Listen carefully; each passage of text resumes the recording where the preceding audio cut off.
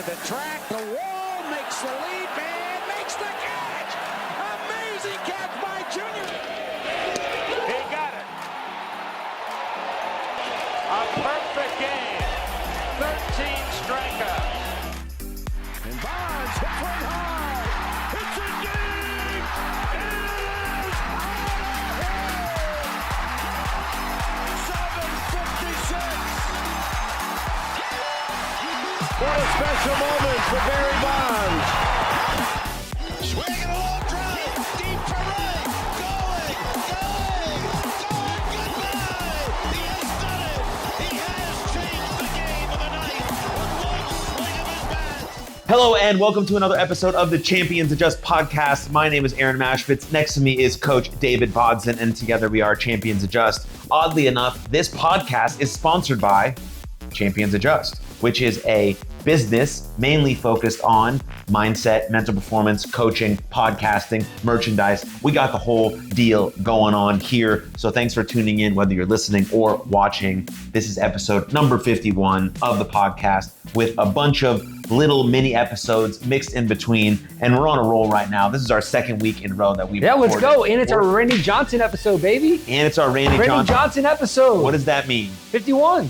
That was his number. God, that's embarrassing. Retake. No, cut that. That was a big time good intro. Ben, leave that in. Even put the stuff at the beginning where we were doing ow now brown cow. Ow now brown cow. Shoulder girdle.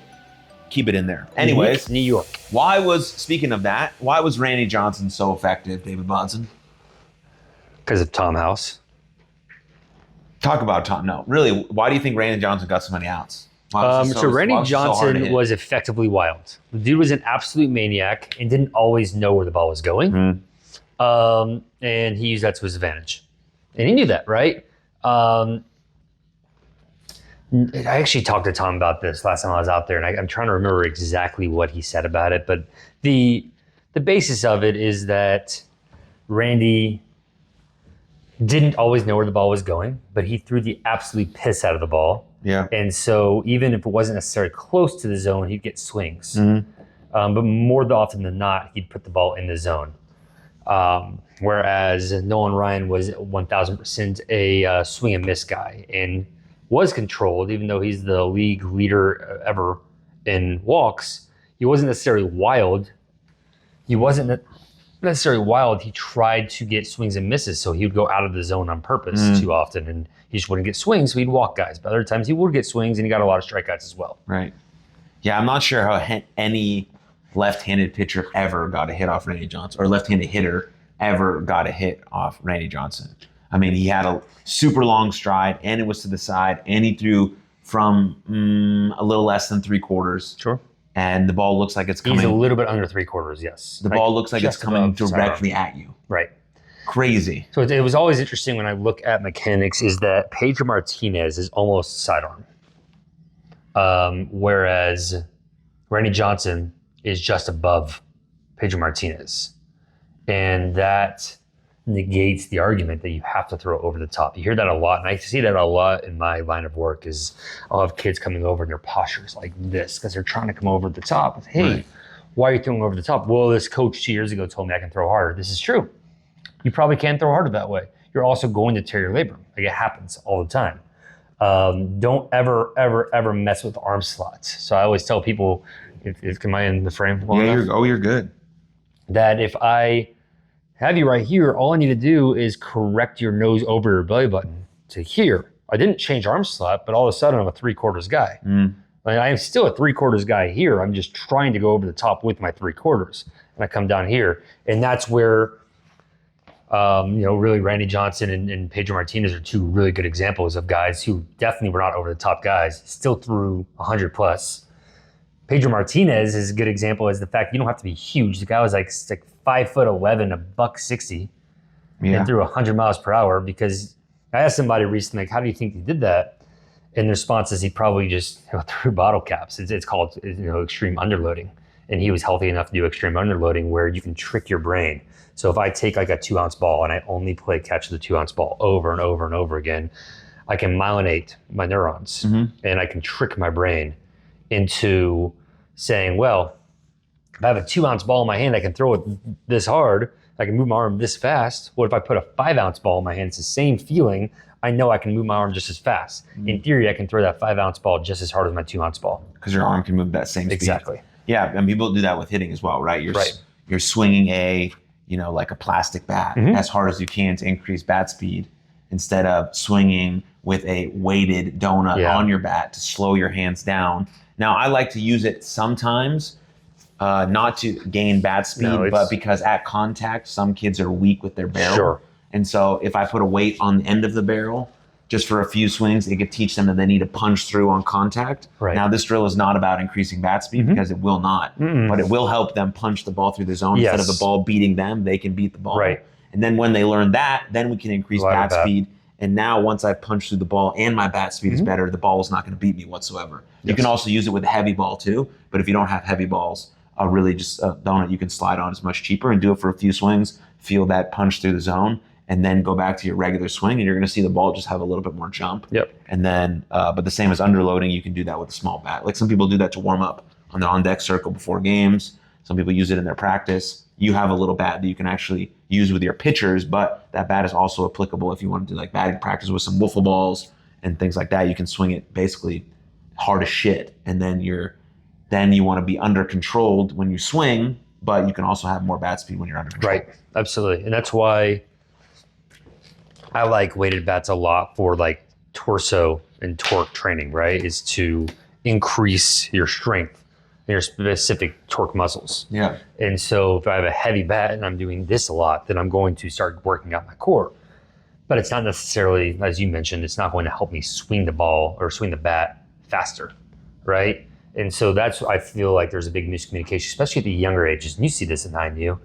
You'll have kids who swing heavier bats, they can, I'm going to swing so much faster now, and then they're way behind the fastball. Yeah, because you're training your brain to just move. You're training your brain to move slowly. Versus if you just take like a wiffle ball bat, if you're swinging the drop 12, then take a wiffle ball bat up there and swing the heck out of it before you go out there. Guess what? You're going to be swinging that bat a little bit faster. Yeah. Now, there's a downside to it as well, but there's positives and negatives to everything. Right. So you just take what you want to get out of it. Yeah, that's why you want to have a well-rounded approach to whatever you're trying to do, whether it's pitching, hitting, and so. But who's that guy who plays for the Texans? Talking about CJ Stroud? Yeah, he does I've seen a part That's of a lot of the warm-up. same stuff we do. He's doing a lot of that. So the National stuff and all Pitching that stuff. Association, Tom House Sports, is associated with 3D QB. Just very similar stuff. We're all certified on 3D QB or QB 3D. I can't remember which one it is, but work with all the quarterbacks. There are basically the quarterback arm of the NPA, if you will, but it kind of branched off. But Stroud is one of our guys, works with one of our coaches in Houston, and does a lot of, you'll see the same bats in my office right now. We have the same bats. They're velo bats, and you just swing them. It just helps with torque retention and just torque strength. They're called velocity bats because they're supposed to allow you to torque faster and rotate faster. He had a beast of a rookie season. He did, and they just got Stephon Diggs today, too. Oh, really? Yeah, they just traded for Stephon Diggs. Let's go Texans. Yeah, the Texans might be the best football team in the state right now. They might be. I don't know, man. I think that Alito High School is pretty good. They want a state championship. Have you looked at any of the quarterbacks going to go in the first round this year? Only JJ McCarthy, because he is also an NPA guy and he works with a lot of our coaches. What do you think of JJ McCarthy? I think that he's a very hard worker, and that's about all I know about him. I know from a personality perspective because he works with Marcus, who's one of our coaches out in San Diego with Tom. And Marcus, great guy, great coach. I teaches me a lot, even just through his Instagram. If you're listening to this, I'm going to pull up his Instagram. I'm going to plug you, Marcus, and you're never going to hear this. You might. We'll send him the clip. We'll send you the clip. But maybe not the clip, but the full episode with the timestamp. Right. But Marcus Clark, it's Pure Quality Athletics, is one of the better follows that you can find on Instagram. And so Pure Quality Athletics is my official plug for Instagram today. Anyway, Marcus works directly with JJ during the off season and just has nothing but great things to say about his work ethic and his ability to be coachable. Other than that, I don't have a lot of thoughts because I'm not trained in quarterbacks like Marcus is. Marcus is phenomenal working with quarterbacks, and I'm not as phenomenal at that yet. And so I'm excited to see what he can do, though, and I'm excited for another NPA quarterback to get into the NFL. Yeah, there's a lot of studs for quarterbacks. Like 18 of 32 quarterbacks in the NFL are NPA guys. But yes, there's a lot of studs this year in the draft. It's always interesting to see how they turn out, right? Because I think quarterback is one of the hardest positions to project, because you can see someone who has all the physical skills, right? That's easy to figure out. Well, I would like to hear your thought process on that then. And there's a lot of baseball players who are, the rookie of the year or Cy Young Award winner, first 3 years. Quarterbacks, first round pick, great first year, and then just go down. And it's not an athleticism thing. No. It's a mental thing. Right. And so talk to me and talk to us about what goes into that. Well, I mean, there could be a variety of things. One, potentially the moment of the pressure is too big and no one's talking to them about how to handle that. They forget what got them to where they're at and they sort of just hang on their laurels. Yeah. Like, okay, this is what got me here. Constant work, constant evolution, constant improvement. Now I'm at the dance. I won the Rookie of the Year. I got drafted first. Now, do I want it as much as I wanted it before? I don't know. I reached the top of the mountain. So sometimes the work ethic decreases. Sometimes the physical skills that they possess don't match up mentally with the skills they have, because we've seen that in reverse, right? Tom Brady, very little physical skills, but mentality-wise, fucking one of the hardest workers unbelievable, right? Exists, yeah. But so he matched his mentality up to his physical skills. Sure. A lot of those guys don't. But now it's less likely to happen than it was before, because every team has a sports psychologist and every team has a mental skills coordinator. But you still have to take in the information and figure out how you can use it for yourself. But when the two get joined together, it's unbeatable. I mean, there's this clip rolling around of Aaron,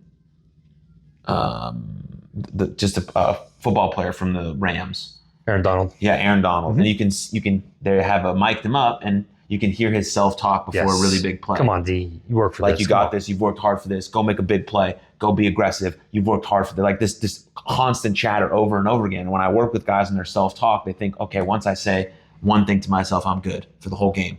No, it's a constant, every single pitch. I got this. I'm ready to go. Hit me the ball. I'm expecting to make this play. Every single pitch, over and over and over and over again. That's why the game of baseball is so exhausting, not simply because you're tired. Like, you have pitchers who can throw 95 pitches and still feel good afterwards. What's exhausting is the mental chatter that you have to have, the inner dialogue that you have to have with yourself throughout the whole entire baseball game. That's why in between pitches is so important. That's why refocusing is so important. I mean, football, you get that luxury of having a 15-minute break every time you're off the field. Maybe not that long. Sometimes it's shorter, sometimes it's longer. But you have that ability to reset your mind and reset your mentality going into the next play. And so each play, they're like, okay, here we go. Here's the next big play. I got this. This is what you train for. But in baseball, it's every single pitch over and over and over again. And the ball could not be hit to you for 7 straight innings. Right. And you still have to prepare like it's going to be hit to you. And so it's not just about having that one voice in your head one time before that one at bat. It's about that inner dialogue that you have before every single pitch of every single game. That's what makes people great. And so back to the people who are getting drafted, if they're not learning that mentality, and also if they're not learning who they are outside of being the quarterback, they're also not going to succeed. Because and then everything in the game is live or die. So they have a bad game, they're more death. Yeah. Bill Belichick said, if you live in the past, you die in the present, which is what happens when these quarterbacks or just athletes in general don't have an identity outside of their sport, because this is all they've ever known. And that makes sense, because you sort of have to be aggressive and obsessive to get to this point, but you have to figure out your identity outside of that. So when you take off the pads or the helmet or whatever it is, you still know who you are. And then you can bring that onto the football field and you play with more relaxedness, because this is not your whole entire life. It's not everything that, you won't die if this doesn't go well. Right. And so that's also important. But when you get to those really high levels, it just it may be life and death, because this is maybe how you're feeding everyone that you know, because you're the only person who's made it this far, whatever the case may be. There's a lot of extenuating circumstances. And so those are things that people don't think about when thinking about your mentality. But now with support and the right research and the science behind all this stuff, people should be investing more than they think in their mindset to be able to perform at the highest level under pressure, under bright lights, with big scary men trying to take your head off. Like, you're calm, cool, and collected because you prepare for this moment. And preparation is a huge enhancer of confidence. along with your previous success and the way you talk to yourself and, how you perceive your competence and all of those things. So, it's the same thing you do for your physical skills. The reason you can bench press 25 reps is because you worked since you were 13. Well, you can do the same thing with your mentality over a long period of time. I love it. So, yeah, Shane Hohenbrand had actually talked to us a little bit about that when we interviewed him, is talking about how hitting a home run was his identity, and playing for the Red Sox was his identity, and playing for the Blue Jays was his identity. And he contemplated taking his own life when that identity was taken away. He's like, who am I now? And you have to have the other side of you. And I think that's one thing I respect so much about Dak Prescott. Living in Dallas, of course, it's always the quarterback's fault when the Cowboys aren't winning the Super Bowl, which, get off of it. The Cowboys have won a Super Bowl in a long time. Like 25, 26 years now. So whatever. He's doing a lot better than what other guys have done. But you'll see somebody lose a game. You'll see somebody give up a home run. You'll see somebody, do something bad, but then they'll still have a smile on their face in the locker room. And it pisses all these fans off. Like, what is this guy doing? This is the end of the world. Right. And that's one of the reasons why you're not an elite athlete, because you have that mentality that this guy should be depressed losing. Now, of course, you should be sad. Like, losing sucks. And if you don't... There's emotions that go into it. If you're not upset losing, then maybe this isn't right for you. But you still can't let it control your entire identity. Watching quarterbacks after a game. I remember when growing up, Brett Favre lost a wild card game and cried on stage for the Packers back in the 90s. And, that was a big deal for me. I was like, man, this is how you're supposed to react when you're losing games. But I'm sure that by the next day he was okay. Mm-hmm. Not okay. You're still upset. You still got to fire me, but you have to be. Mm-hmm. Because you're also a human being. You're also a father and a husband and a son and a brother and an uncle and all these things. You're still a human being. You still have your own life to attend to. That, as a baseball coach, of course I don't like losing, but I still have to go back to my wife and my son, and I can't just let my entire weekend be shot because we didn't win a tournament. I have to be a good father still. That's a skill you have to learn. Right. It's not easy. We both learned that early on in our coaching career. Thank God. But that's why we have, specifically for our players that work under us, post-reflection to figure that out. But we also give them time, because a lot of these guys aren't driving yet. Right. And so it's okay to be a little upset, a little bitter, a little angry on the drive home. But once that uniform comes off, because it's going to come off when you come home or go to the hotel, then the game is over. Right. Then let's hang out with our friends, or let's have a great dinner with our family, or let's just relax and maybe watch a game or play some video games. Or if we're in a hotel, let's hang out by the pool or go to a team dinner, right? Then we can be people. And it's the same approach that professionals take. Once the uniform comes off, I'm a human now. Mm-hmm. I'm going to go kiss my baby. I'm going to go hang out with my wife, right? Or I'm going to go have a drink with my buddies. Right. Like, I'm just a real person. Yes. Because fans perceive athletes as not real people. Right. But they are. They just have a different job than you. The job now is put on a pedestal, which I don't think it should be, because it's just sports. And they get paid so much money. That's why. And they're jobs that are way more important to the fabric of our society than someone kicking or throwing a ball. Like a surgeon who loses a patient on the table should be way more beat up than a quarterback who loses a game on an interception. Well, we fucking love sports, and so there's nothing we can do about it. So fans perceive that as you're different because you make $50 million. Yes. No, they're the same as you. They just train things differently and have acquired different skills that allow them to process these emotions a little bit better. And they have to, because they got to show up for either a game the next day, or they got to show up for their family that night. They got to show up for, practice on Monday. Same for you. Like, if you're a regular person and you have a bad day at work, there's space for you before you walk into your house that you sit in your car in the driveway for 5 minutes. Sure. Like, because if you had a really bad day at work, you got berated by your boss, you missed a couple sales, you were late on some stuff, you weren't paying attention in the meeting, you presented something bad. Like, all these days are going to happen. You related to an athlete having a bad day. You know what these athletes know, but these people who have a bad day, got berated by the boss, lost the sale, don't have, is jumping on Twitter and getting death threats. Right. Well, I hope not. So me too. And stay on Twitter. Where that's where my issue becomes with people who do that is, listen, man, like, I get you're upset, but like, nobody's doing this to you when you have a bad day at work. People have bad days at work. We're all human beings.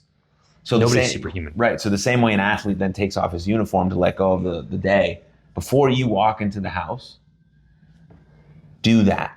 Take 1 to 2 minutes just to be like, let it go. Because if you don't, the moment you walk into the house and say you step on a pile of Legos, or the dishes aren't done, or your wife's not cooking dinner, or the house is a mess, or your kids are screaming, that shit is gonna set you on fucking fire. And it's not because of your kids or your wife's fault. It's your fault for not figuring it out before you walk in the door to see the most important people in your whole fucking life. Yes. And I made that mistake before. Of course we make the mistake, but I'm reminding you now. There's no reason why you can't take 5 minutes in the driveway. And maybe when you walk in the house, your wife asks, "What were you doing in the driveway for 5 minutes?" And there you be honest with her. Debriefing. I was decompressing because I had a really tough day, but I want to be present for you right now, and we can talk about it when we put the kids away. Yes. Because I took some deep breaths. I wanted to be present. I wanted to be here with you because this is most important, but I did have a really hard day. And she's going to appreciate that. One, because you're being honest with her. You told her you had a hard day. She wants to know. And two, you're still now locked in. Now you got to do your chores. Okay, I need to get dinner ready. Kids are around here. We need to set the table, or we got to go to practice, or we got to get lunches for them. Whatever the case may be. I'm not dad yet. You obviously know, but your baby's younger, but you still have these things when you go home that you got to be there. Your wife might need something. She's probably been tired all day. She needs you to do this. If you walk in the house like, fuck, that was a long day. Maybe it was a long day. You probably did 8 lessons in a row, and you're tired too. But what can you do just a little bit extra to get yourself ready for that moment, the same way we want to have our athletes get ready? Yeah, it's a third game of a day and it's a 6-day tournament. And it's our third game. Like, what are we going to do? Yeah, I know you're fucking tired. I know our arms are a little sore. They're not hurt. They're a little sore. You don't know this feeling yet. Yeah, your legs are a little tired. Yeah, you have a heel that's hurting you because your shoe scraped you and you're bleeding. But like, how can we get going just for these last few moments? And then we're done. Yeah. It's the same way. So like, take that into consideration for all these things that happen in your life. Like, that's why so many coaches and sports psychologists are now getting involved in the business world, because the same skills apply. We've just used them in athletics for a long time. But if you treat yourself like that in the real world by eating, moving, sleeping, and thinking like an athlete, you're going to excel past other people. And you're also going to be able to let things go much faster and take criticism better, and all of these things that apply to you and your life. And I just went on like a 5-minute rant. I love it, man. That was sick. Fire me up. That was super sick. That was sick. Let's go. Anything else? No. I have one more question for you. Yeah, give me the question. Did Shohei Ohtani bet on his own team? No. You don't think so? No. Ask me a different question. Should Pete Rose be in the Hall of Fame? Yes. Should we be able to gamble on sports if we're in the league? I don't think gambling should be sponsoring the freaking league in the first place. But if they're going to, then yeah, there should be like a little bit. But here's my thing, though. I don't think that Shohei Ohtani gambled on his own team. First off, all the bets were on different sports. None of it was on baseball in the first place. Cool. That's first off. So definitely not. My thing is Shohei Ohtani definitely knew more than what he's saying. And of course, he's going to say he had no idea, because it's the only way that this is going to get the media off of him. Right. If he were to get suspended, it would be very much a Michael Jordan-esque. Michael Jordan stepped away from the game. He has a big calling in the middle of his Hall of Fame career where he's the best basketballer ever. He just randomly decided, hey, I want to play baseball this year. Okay, that's probably not the reason why you're not playing basketball, but let's go with it. I think that it'll be something like there was a complication with his UCL recovery. He's going to miss the full year. There will be something like that, because you can't let somebody that big be the villain. Right. And you're immediately villainized if you screw up in any way, shape, or form, which just goes right back to what we were just saying. Yeah, ridiculous. But do I believe Shohei Ohtani had no idea what was going on? No, that's absolute bullshit. That's garbage. And I actually lost respect for him. Although I have trouble losing respect for him, because I also understand that this is the world we live in. You have to say that. You have to deny all culpability. You have to deny all culpability. The MLB absolutely came down on him. I know for a fact the MLB knows things that occur behind closed doors that the media will never find out about. The whole Ron Washington cocaine thing was well known around the league before it came out. But MLB then had to act as if it were the first time they ever heard it. But Washington had all. I'm glad he's back coaching. Oh, me too. But Washington had already been to rehab, like mandated by MLB before that stuff came out. But like, you don't want to know that, because MLB's like, oh my God, well, yeah, we knew about it. We already took care of it. Oh my God, I can't believe you did that though. Well, like, yeah, MLB knows a lot more than we ever will. Right. But I think if you're logical, you can just kind of assume that Michael Jordan didn't just randomly decide to want to play baseball. Right. And Shohei Ohtani didn't realize that $4.5 million were being stolen from him across 4 years by his best friend in the world, who's the reason why he was able to communicate with people. Yeah. Like, it's just not likely, and Just it's illogical to think that's the likely scenario. Things just don't add up, but no, I don't think he gambled on his own team, because it's been discovered that there was no gambling in the first place on baseball. Great. Yes, I believe Pete Rose should be in the Hall of Fame.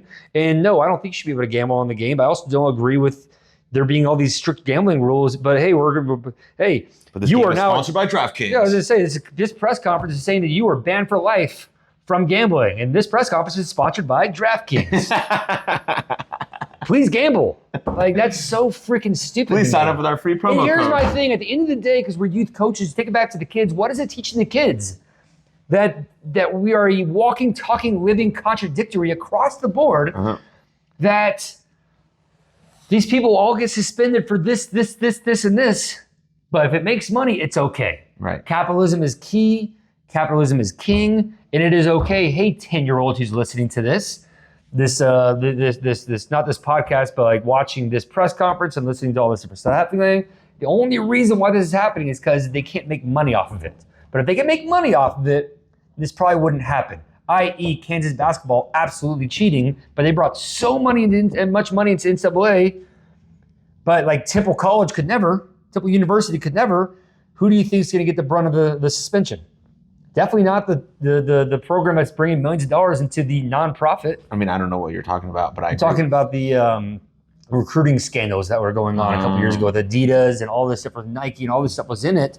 But nothing happened with Kansas. No. And they were worse than anybody. They're top dogs. So yeah, LSU lost the season, and they get to fire their head coach. But Kansas basketball didn't get touched because they bring too much money in. Yeah, and it's all, you put me on a tangent, because I haven't paid a whole lot of attention to the Shohei Ohtani thing, right? Mostly because I think it's all bullshit. Fair enough. I just, as soon as it came out, I was like, man, that sucks. And then it became this big thing. I was like, well, probably not that big of a deal. Then it became a bigger thing. I'm like, it's really not this big of a deal. Like, come on. Yeah, he's starting off the season very slow. Of course he is, because do you think his mindset is on baseball right now? You think he's totally focused on his craft right now? Well, there's a lot of things. When you sign $700 million, there might be some expectation that you should be the best player to ever Always. exist. That always happens. Find me somebody who signed a mega deal. Trout, Harper. And immediately with a new team. Trout, Harper. Trout did not sign with a new team. He was with the team already. He was comfortable. Trout. Harper is an exception to the rule. That dude does not feel. The reason why he doesn't feel that pressure is because he was 15 years old on ESPN magazine. Because he's a star. And he was mentally he was already prepared for this. Right, 100%. But you look at like Giancarlo Stanton, Yankees. Albert Pujols, Angels, a big example, right? Josh Hamilton, Angels. These big time players on these big time contracts, and all of a sudden, man, I've been doing this, but it was exceeding expectations. Now I can be doing that, and I want to be meeting expectations. Right, I have to do this. I have to. Now so there's a gambling scandal, and half of the league hates you because you're a Dodger, or because of this whole betting thing, or combined, which is just absurd to me that we would hate a player based on the uniform that they're wearing. Right. But people are the fanatics. The fans are short for fanatics, and people are fanatics, and they're insane to a degree. Yeah. For their teams, and it's bizarre to me that people love to say, well, I've done this before, but I can't believe you would do this though. How dare you take 20 times more money than I would ever make and make the same mistakes I would? Right, exactly. How dare you? Yeah, people are quick to judge when they should look internally at the mistakes that they've made, because everyone has made a mistake. It just so happens that these people are making their mistakes publicly for everyone to see. That's the problem with social media and all this stuff, because imagine what Tiger Woods went through with his divorce publicly in front of the entire world. Yeah, that dude's entire life, his entire meltdown. Like, everybody goes through one or two events. Every single human being goes through one or two events in their life. They live long enough to where they don't know what to do, and everything just kind of crashes down and melts down on them. Tiger Woods went through his big one in front of the whole entire universe. On ESPN, on ABC, on CNN, on Fox News, on the New York Times, New York Post. You couldn't escape it. And yet he still had a smile on his face somehow when it was all said and done. Right. It beat him the F down. and he's still golfing professionally. Yeah. I have so much respect for Tiger Woods, not because of the human being that he is, in terms of like, do I agree with some of the stuff he did? No, but like he's a human being. Of course, he's with no judgments.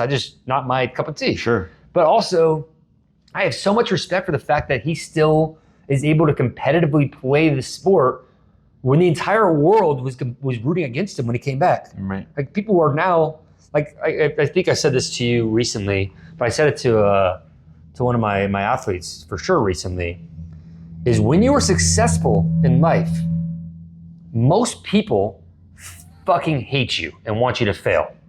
And then when you do fail, they won't care about you anymore. And be like, yeah, I knew that about you. And they'll move on to somebody else. Well, everyone loves you when you're on the climb because they see themselves in you. Like, oh, that guy's grinding. He's sleeping in his car. Yeah. He's doing the hustle. He's doing the work. But once you make it, like you're there, people are like, oh, fuck that guy. It was easy for him to get there because no one saw this other stuff. But we do. We see it. We're in it now. We're doing it. We're working it. But once you get to that top where people are like, then they sort of don't see all the work that you put in 10, 15 years before that. And so it's an interesting thing. So that's what makes you think like you really need to be doing what you're doing because you absolutely love doing the thing. Not because you think it's going to get you rich or famous, but because you love doing the thing. And a byproduct might be money or fame or all these things, but those aren't really the important nuggets. Like what you're doing is because you love doing it. Right. And there's going to be critics and people who don't think you're doing well in everything that you do, no matter what. You could be the nicest, most kind-hearted, genuine person on the face of the planet, and someone is going to find something wrong with you. Your shoes are stupid. You wore your hat dumb. I can't believe your face looks like that. Whatever it is, how absurd it might sound, it's true. And so you're just always going to get that along the way. And so that's part of it. But anyways. Yeah. It's just, sorry. I had a not easy text message that I had to respond to right then and there. And so I'll let you go. That's it. That's all I got. I'll let you go. No, but it's we can talk till we're blue on the double standards of life. And it all comes down to the athletes. And so for like the youth athletes, it's, the whole, is it true? Do I suck? But it's also for the Major League Baseball players. Is it true? Do I suck? And like our youth athletes don't realize that. Like I had a kid come in for a bullpen today. He was my catcher. And I was like, hey, how'd yesterday go? His team won like 8-6. And he goes, it was okay. I didn't play great. But, I'm having a good season, so it's okay. It's not that big of a deal. I'm fine. I'm like, cool, that's a good attitude to have. Now, what if you weren't having a good season? We'd have a different conversation. Right. Then I was like, did you play defense? He goes, yeah, not one ball was hit to me in right field. I was like, cool, you didn't make an error. Nice. Right. Like positives. Because Major League Baseball players are saying the exact same thing. It's just, that's what they do. All right. Yeah, there's a perception for everything. And if you have an optimistic outlook, you're always going to be able to see the good, even amidst the challenges. So that's a foundation and a recipe for mental toughness, which is what we all need. So, yeah. Any last minute thoughts there, Bods? No. If you have any questions, comments, concerns about what we talk about, always, these are passions of ours. So reach out to us and we'd love to talk to you more about it. For sure. Absolutely. And every past episode or any inquiries about us, just go to champsadjust.com or follow us on Twitter or send us a DM or whatever the case may be, and we'll reach back out. But cheers. See you guys next time. And always remember, no matter what, Champions Adjust, baby. Cheers.